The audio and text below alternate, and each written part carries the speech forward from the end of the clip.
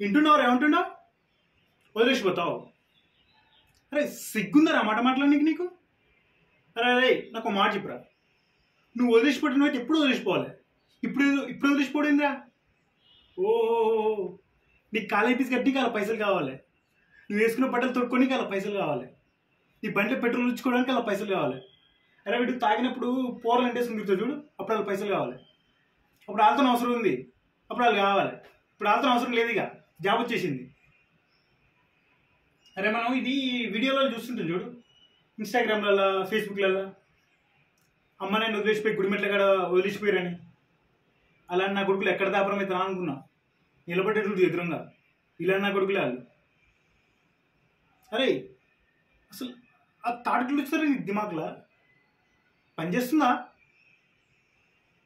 ఏంది పైసలు పంపిస్తావు? సార్ పైసలు పంపిస్తాడంట. అరే ఫాల్తుగా నువ్వు పైసలు పంపిస్తే బతికి నీకు వెళ్ళని పిచ్చపోలేరా?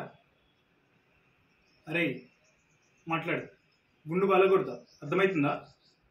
చక్కగా నీతాన్ని ఉంచుకో, సమాజ్ అవుతుందా?